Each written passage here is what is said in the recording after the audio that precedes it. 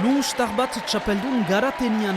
Igande arratsean Beti Gurutxagak iparaldeko eskuuska txapelketaren finala irabazi du amateuren lehen mailan Donibane Garazin. 40 eta 26 nagusitu zaio Lauerri elkarteko Nikola Dufori. Aintzina harturik astapenetik, 25 urteko pilotariak gorriz, joko bizi eta ausarta erakutsi du trinketeko publikoaren aintzinean eta opari guti eskaini. Aski ongi sartu niz partidan, banakien Nikola Dufo pilotari bizkia azkarra zela, gainera trinketa ondia, beraz beretzat egokia zen. Eta helburua zen aintzinan ekarraztea, eta gaur martxatu da. Berba, ez tekin egiten eskolatzen, jenpe abuze berra, baina gaur bastu da.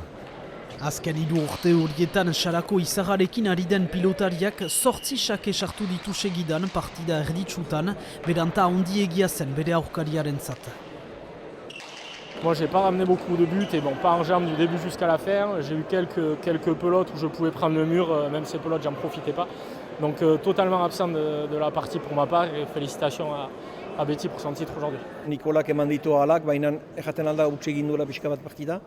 Hala ere erakutsi du deneri publiko guziari goi mailako pilotaria zela eta berarentzat 30 urte ez dela muga bat. Guk amatorretikun mailan ez dugu gehiago ikusi nahi. Guk nahi dugu ikusi goi mailan orain Nikola eta Beti ere.